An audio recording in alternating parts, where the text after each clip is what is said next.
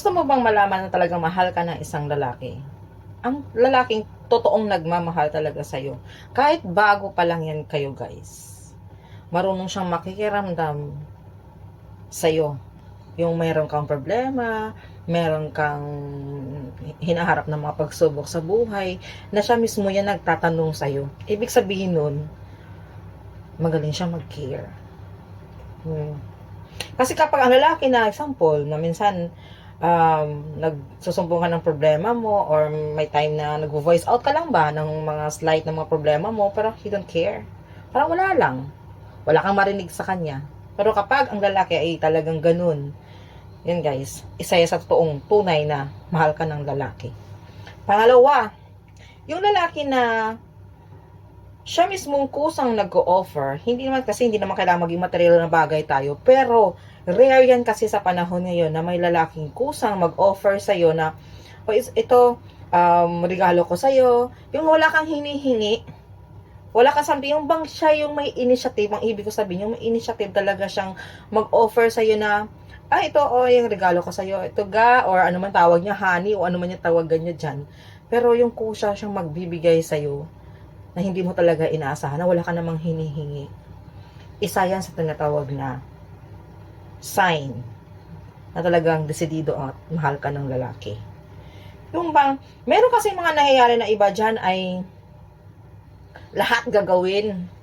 Mai-please lang ang lalaki. Di ba marami yan, guys? Marami akong nababasa yan. Marami din akong na-encounter na ganyan. Na kailangang gawin mo ang lahat para mai-please mo lang yung lalaki. Sa example LDR kayo, 'di ba?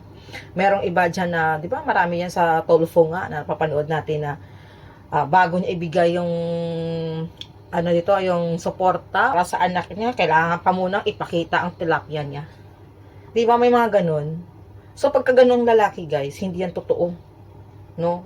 Kabastusan yan. Pero kapag ang lalaki yung wala kang ginawa, no? Wala kang ginawa na something what sa kanya, pero talagang siya mismo ang kusang nagbibigay sa'yo,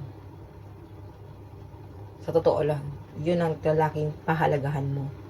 Kasi lalo na sa panahon ngayon, guys, parang sa out of 100%, parang isa lang talaga yung makikita mong matino, yung lalaki na nirerespeto ka talaga.